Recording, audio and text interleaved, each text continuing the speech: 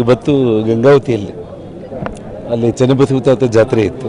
ಆ ಜಾತ್ರೆಗೆ ನಾನು ಹೋಗಿದ್ದೆ. ನಾನು ಅಲ್ಲಿಗೆ ಹೋಗಿ ನಾನು ವಾಪಸ್ ಬರುವಂಥ ಸಂದರ್ಭದಲ್ಲಿ ನನಗೆ ಫೋನ್ ಬಂತು, ಈ ರೀತಿ ನಾರಾ ಭರತ್ ರೆಡ್ಡಿ ಬೆಂಬಲಿಗರೆಲ್ಲರೂ ಕೂಡ ಒಂದು 30-40 ಮಂದಿ ಮನೆ ಮುಂದೆ ಬಂದು ಕೂತ್ಕೊಂಡ್ಬಿಟ್ಟು ಕುರ್ಜಿಗಳು ಹಾಕೊಂಡ್ಬಿಟ್ಟು ಪ್ರೈವೇಟ್ ಗನ್ಮೆನ್ಗಳನ್ನೆಲ್ಲ ಕರ್ಕೊಂಡ್ಬಿಟ್ಟು ಮನೆ ಮುಂದೆ ಪೋಸ್ಟರ್ಸನ್ನು ಹಾಕ್ತಾ ಇದ್ದಾರೆ ಅಂತೇಳಿ, ಬ್ಯಾನರ್ಸನ್ನು ಹಾಕ್ತಾ ಇದ್ದಾರೆ ಅಂತೇಳಿ. ಅಂದರೆ ಬ್ಯಾನರ್ಸ್ ಹಾಕೋದಕ್ಕೆ ರೌಡಿಗಳ ಥರ ಗನ್ಮೆನ್ಗಳನ್ನ ಕರ್ಕೊಂಡು ಬಂದು ಮನೆ ಹತ್ರ ಯಾಕೆ ಕೂತ್ಕೊಂಡು ಅನ್ನೋದು ಪ್ರಶ್ನೆ ಬಂತು. ಬೆಳಿಗ್ಗೆ ಒಂದು ಪೋಸ್ಟರ್ನ ಮನೆ ಕಾಂಪೌಂಡ್ಗೆ ಹಚ್ಚಿ ಹೋಗಿದ್ರು ಇವತ್ತು ಬೆಳಗಿನ ಜಾವ. ನಮ್ಮ ಸೆಕ್ಯೂರಿಟಿ ಅವರು ಅದನ್ನು ನೋಡಿ ತೆಗೆದಿದ್ದಾರೆ ಅಂತೇಳಿ ಗೊತ್ತಾಯ್ತು ನನಗೆ. ಅದು ನನ್ನ ಗಮನಕ್ಕೆ ಇದ್ದಿಲ್ಲ. ನಾನು ಬಂದು ಗಂಗಾವತಿಗೆ ಹೋಗಿ ಬರೋದ್ರೊಳಗಡೆ ಸಂಜೆ ಹೊತ್ತಿಗೆ ಈ ರೀತಿ ಅವನು ಸತೀಶ್ ರೆಡ್ಡಿ ಅಂತೇಳಿ, ನಾರಾ ಭರತ್ ರೆಡ್ಡಿಗೆ ಪೂರ್ತಿ ಬಲಗೈ ಬಂಟ ಅಂತೇಳಿ ಹೇಳ್ತಾರೆ, ಅವನು ಗನ್ಮೆನ್ಗಳನ್ನೆಲ್ಲ ಕರ್ಕೊಂಡು ಬಂದು 40 ಮಂದಿ ಚಾನಲ್ ಶೇಖರ್ ಅಂತೇಳಿ ಇವರೆಲ್ಲ ಬಂದು ಮನೆ ಮುಂದೆ ಕೂತ್ಕೊಂಡು ನಮ್ಮ ಸೆಕ್ಯೂರಿಟಿ ಅವರು ಹೋಗಿ ಮನೆ ಮುಂದೆ ಹೆಂಗೆ ಚೇರ್ ಹಾಕ್ಕೊಂಡು ಕೊಡ್ತೀರಂತಂದ್ರು ಕೂಡ ಅವ್ರನ್ನ ಸ್ವಲ್ಪ ಕಪಾಳಕ್ಕೆ ಕೊಡ್ದು ಗನ್ಮೆನ್ಗಳನ್ನು ಸ್ವಲ್ಪ ದೌರ್ಜನ್ಯ ಎಸಗಿದ್ರು. ಅಂದರೆ ಅವ್ರ ಉದ್ದೇಶ ಏನಿತ್ತು ಅಂದರೆ ಮನೆ ಹತ್ರ ಬಂದು ಗಲಾಟೆ ಮಾಡಿ ತಡ್ಕೋಬೇಕನ್ನೋದಿತ್ತು. ಅವನಿಗೆ ಏನಾಗಿದೆ ಅಂದರೆ ಈ ಶಾಸಕನಿಗೆ ನಗರದಲ್ಲಿ 2.5 ವರ್ಷ ಆದರೂ ಕೂಡ ಅಭಿವೃದ್ಧಿ ಕೆಲಸಗಳು ಮಾಡಲಿಕ್ಕೆ ಅವನ ಕೈಲಿ ಆಗಲಿಲ್ಲ. ಒಂದು ವಾಲ್ಮೀಕಿ ಸ್ಟ್ಯಾಚು ಕೂಡಿಸ್ತಾ ಇದ್ದಾನೆ, ಇಡೀ ಸಿಟಿಯೆಲ್ಲ ಆರ್ಭಾಟ ಮಾಡ್ತಾ ಇದ್ದಾನೆ. ಅದ್ರ ಬಗ್ಗೆ ನಾವು ತಲೆ ಕೆಡಿಸ್ಕೊಂಡಿಲ್ಲ. ಕಾರಣ ಏನಂದರೆ, ಸುಮಾರು ನಾನು ಮಂತ್ರಿಯಾಗಿರುವಂಥ ಸಂದರ್ಭದಲ್ಲಿ, ಶ್ರೀರಾಮುಲು ಮಂತ್ರಿಯಾಗಿರುವಂಥ ಸಂದರ್ಭದಲ್ಲಿ 8 ಕೋಟಿಯಲ್ಲಿ ವಾಲ್ಮೀಕಿ ಭವನ ಕಟ್ಟಿದ್ದಂಥವ್ರು ನಾವು. 20 ಅಡಿ ವಾಲ್ಮೀಕಿ ವಿಗ್ರಹ ನಾವು ಸ್ಥಾಪನೆ ಮಾಡಿರುವಂಥವ್ರು ನಾವು, 20 ಅಡಿ. ಮತ್ತು ವಾಲ್ಮೀಕಿ ಸರ್ಕಲ್ ಅಂತ ಇವತ್ತೇನಿದೆ, SP ಸರ್ಕಲ್ ಅಂತ ಇದ್ದಿದ್ದನ್ನು ಮುನ್ಸಿಪಾಲ್ಟಿ ನಮಗೆ ಅಧಿಕಾರದಲ್ಲಿದ್ದಾಗ ವಾಲ್ಮೀಕಿ ವೃತ್ತ ಅಂತ ಮಾಡಿ ವಾಲ್ಮೀಕಿ ಪುತ್ಥಳಿಯನ್ನು ಅಲ್ಲಿಟ್ಟರೆ ಕಳೆದ 15 ವರ್ಷಗಳಿಂದ ಎಲ್ಲ ಮಾಧ್ಯಮ ಸ್ನೇಹಿತರು ನೀವೇ ನೋಡ್ತಾ ಇದ್ದೀರಿ, ಆ ಮೂರ್ತಿಗೆ ಪೂಜೆ ಸಲ್ಲಿಸ್ತಾ ಇರುವಂಥದ್ದು.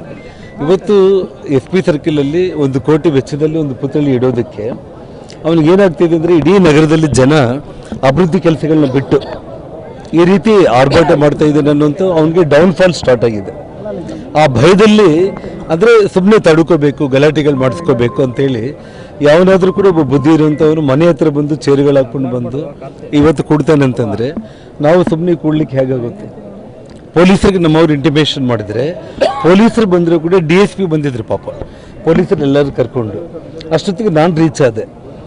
ಶ್ರೀರಾಮುಲು ಅವ್ರು ಹೋಗ್ಬಿಟ್ಟು ಈ ರೀತಿ ಮನೆ ಹತ್ರ ಬಂದು ಗಲಾಟೆ ಮಾಡೋದು ಸರಿಯಿಲ್ಲ, ನೀನು ಕುಡ್ದಿದ್ದೀನಿ, ನೀನು ಡ್ರಿಂಕ್ಸ್ ಎಲ್ಲ ತೊಗೊಂಡಿದ್ದೀನಿ, ನೀನು ಇದು ಪದ್ಧತಿ ಅಲ್ಲ, ಈ ರೀತಿ ಬಂದು ರೌಡಿದು ಮಾಡಿದ್ದು, ಫಸ್ಟ್ ಇಲ್ಲಿಂದ ನೀವು ಖಾಲಿ ಮಾಡಿ ಹೋಗ್ರಪ್ಪ ಅಂತೇಳಿ ಭಾಳ ಗೌರವದಿಂದ ಶ್ರೀರಾಮುಲು ಅವನಿಗೆ ಹೇಳಿದ್ದಾನೆ.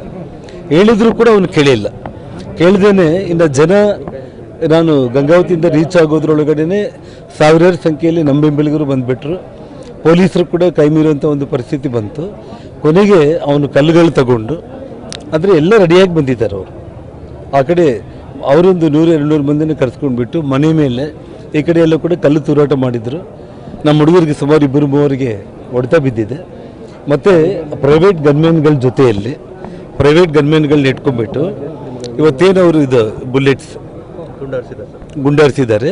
ಇನ್ನು 4 ಬುಲೆಟು ನಮ್ಮ ಹುಡುಗರು ಯಾರು ತಗೊಂಡಿದ್ದಾರೆ, ಅದ್ರ ಕೂಡ ನಾನು ತೊಗೊಂಡು ಬರ್ತೀನಿ. ಈ ಬುಲೆಟ್ಗಳಿಗೆಲ್ಲ ಕೂಡ ಡೀಟೇಲ್ಸ್ ಎಲ್ಲ ಇರುತ್ತೆ. ಇದಕ್ಕೆಲ್ಲವುದು ಕೂಡ ಇದು ಯಾರೂ ತಪ್ಪಿಸ್ಕೊಳ್ಳೋದಕ್ಕೆ ಸಾಧ್ಯನೇ ಇಲ್ಲ. ಅವನು ಸತೀಶ್ ರೆಡ್ಡಿ ಪ್ರೈವೇಟ್ ಗನ್ಮೆನ್ಗಳನ್ನ ಕರ್ಕೊಂಡು ಬಂದು ಕಾನೂನಿಗೆ ಪೂರ್ತಿ ವಿರುದ್ಧ, ಪ್ರೈವೇಟ್ ಗನ್ಮೆನ್ಗಳು ಇಟ್ಕೊಳ್ಳುವಂಥದ್ದು ಪೂರ್ತಿ ಕಾನೂನಿಗೆ ವಿರುದ್ಧ. ಪ್ರೈವೇಟ್ ಗನ್ಮೆನ್ಗಳನ್ನ ತೊಗೊಂಡು ಬಂದು ಈ ರೀತಿ ಬುಲೆಟ್ಗಳನ್ನ ಹಾರಿಸಿ ಇವತ್ತು ನಾನು ಕರೆಕ್ಟಾಗಿ ನಾನು ಬಂದು ಕಾರಲ್ಲಿ ಇಳಿದೀನಿ, ಫೈರಿಂಗ್ ಸ್ಟಾರ್ಟ್ ಆಗಿದೆ. ಭಾಳ ರೌಂಡ್ಗಳು. ನಮ್ಮವರು ಮೋಸ್ಟ್ಲಿ ವಿಡಿಯೋ ಕೂಡ ಮಾಡಿರ್ಬೇಕಂತ ಅಂದ್ಕೊಳ್ತೀನಿ. ವಿಡಿಯೋ ಮಾಡಿದರೆ ದಯಮಾಡಿ ನಮ್ಮವರು ಯಾರು ವಿಡಿಯೋ ಮಾಡಿದ್ದಾರೆ ಅದನ್ನು ಮೀಡಿಯಾದವ್ರು ಕೊಟ್ಬಿಟ್ಟು ನೀವು ಫೈರಿಂಗ್ ಮಾಡಿದ್ದನ್ನು ಸ್ಟ್ರೈಟ್ ಅವೇ ನಾನು ಕರೆಕ್ಟಾಗಿ ಕಾರ್ ಇಳಿದಿದ್ದೀನಿ. ಒಬ್ಬನ ಕೂಗ್ತಾ ಇದ್ದ, ಜನಾರ್ದನ್ ರೆಡ್ಡಿ ಬಂದ ಅಂತೇಳಿ. ಬಂದ ತಕ್ಷಣ ಫೈರ್ ಮಾಡಿರಿ ಅಂದ ತಕ್ಷಣ ಫೈರಿಂಗ್ ಸ್ಟಾರ್ಟ್ ಮಾಡಿದ್ರು. ಅಂದರೆ ವಿಷಯ ಏನಂತಾಗಿ ನಾನು ಹೇಳ್ತಾ ಇದ್ದೀನಿ, ಅವನು ನಾರಾಯಣ್ ರೆಡ್ಡಿ ಭರತ್ ಅವರ ಅಪ್ಪ, ಅವನು ದೊಡ್ಡ ಕ್ರಿಮಿನಲ್ ಅಸಲು. ಅವನು ಬಳ್ಳಾರಿಯಲ್ಲಿ ನಾವು ಈ ಕ್ರಿಮಿನಲ್ಗಳ ವಿರುದ್ಧನೇ ನಾವು ಫೈಟ್ ಮಾಡ್ತಾ ಬಂದಿದ್ದು, ನಾನು ಮತ್ತು ಶ್ರೀರಾಮುಲು ನಮ್ಮ ಸಹೋದರೆಲ್ಲರೂ ಕೂಡ. ಈ ಕ್ರಿಮಿನಲ್ಸು, ರೌಡಿ ಗ್ಯಾಂಗ್ಗಳು, ಇವಾಗ ಅವನ ಹಿಂದೆ ಮರ್ಡರರ್ಸ್ನೆಲ್ಲ ಇಟ್ಕೊಂಡಿದ್ದಾನೆ. ಅವನು ಭರತ್ ಮರ್ಡರರ್ಸ್ನ ಇಟ್ಕೊಂಡಿದ್ದಾನೆ, ಕೂಲಿಗಳು ಮಾಡೋರ್ನ ಇಟ್ಕೊಂಡಿದ್ದಾನೆ. ಎಲ್ಲ ಅವರಪ್ಪ ನಾರಾಯಣ ರೆಡ್ಡಿ ಏನು ಕ್ರಿಮಿನಲ್ ಇದ್ನೋ ಮಗ ಕೂಡ ಅದೇ. ಇವತ್ತು ಅವನು ಏನು ಅಂದ್ಕೊಂಡಿದ್ದ ಅಂದರೆ ಹುಚ್ಚ, ಇವತ್ತು ಸೋಮಶೇಖರ್ ರೆಡ್ಡಿ, ಲಕ್ಷ್ಮೀ ಅರುಣ ಓಟ್ಗಳೆಲ್ಲ ಸೇರಿದರೆ ಅವನು ನಮಗಿಂತ ಕಡಿಮೆನೇ, ಅವನು ಸೋಲ್ತಾ ಇದ್ದ. ಅವನು ಅದೇ ಬಲ ಅಂತ ಅಂದ್ಕೊಂಡಿದ್ದಾನೆ. ಅಭಿವೃದ್ಧಿ ಮಾಡಲಿಕ್ಕೆ ಅವನ ಕೈಲಾಗ್ತಾ ಇಲ್ಲ. ಆ ಪುತ್ಳಿಯನ್ನು ಇಟ್ಕೊಂಡ್ಬಿಟ್ಟು ಏನೋ ಮಾಡಬೇಕಂತ ಹುಚ್ಚ ಹೊರಟಿದ್ದಾನೆ.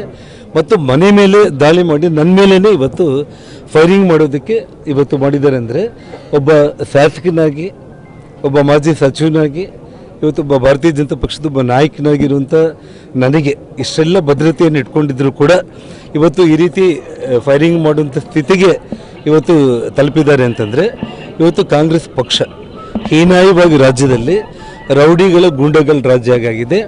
ಏನು 25 ವರ್ಷಗಳ ಹಿಂದೆ ಈ ರೌಡಿ ಸಾಮ್ರಾಜ್ಯಗಳನ್ನ ನಾವು ಅಂತ್ಯ ಮಾಡಿದ್ದೀವೋ, ಇವತ್ತು ಇನ್ನೊಬ್ಬ ರೌಡಿ ಈ ಬಳ್ಳಾರಿ ನಗರದಲ್ಲಿ ಇವತ್ತೇನು ಅವನು MLA ಆಗಿ ನನ್ನ ಮನೆ ಮೇಲೇ ಇವತ್ತು ರೌಡಿಗಳನ್ನ, ಗ್ಯಾಂಗ್ಗಳನ್ನ ಕಳಿಸಿ ಪೋಸ್ಟರ್ ನೆಪದಲ್ಲಿ ಫೈರಿಂಗ್ ಮಾಡೋ ಹಂತಕ್ಕೆ ಅವ್ನು ರೀಚ್ ಆಗಿದ್ದಾನೆ ಅಂತಂದರೆ ಇವತ್ತು ಎಷ್ಟು ಕಾನೂನು ಹದಗೆಟ್ಟಿದೆ ಅನ್ನೋದೊಂದು ಲೆಕ್ಕ.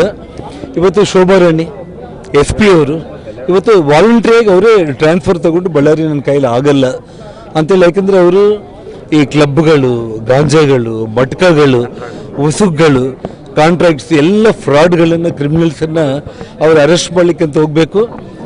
ಮೇಲೆಯಿಂದ ಇವರು ಫೋನ್ ಮಾಡೋದು, ಅಲ್ಲಿಂದ ಗೃಹ ಮಂತ್ರಿಗಳು, ಉಪಮುಖ್ಯಮಂತ್ರಿಗಳು, ಮುಖ್ಯಮಂತ್ರಿಗಳಿಂದ ಫೋನ್ಗಳು, ಅವ್ರ SP ನನಗೆ ಸಾಕಾಗೋಗಿದೆ ಅಂತ ಹೇಳ್ಬಿಟ್ಟು, ಮತ್ತು ನಾವು ಯಾರು ಇಂಟರ್ಫಿಯರ್ ಆಗ್ತಾ ಇಲ್ಲ. ನಾವು ನೋಡೋಣ, ಪೊಲೀಸರೇ ತಾವೇ ಪತ್ರಕರ್ತರು ನೋಡ್ತಾ ಇದ್ದೀರಿ.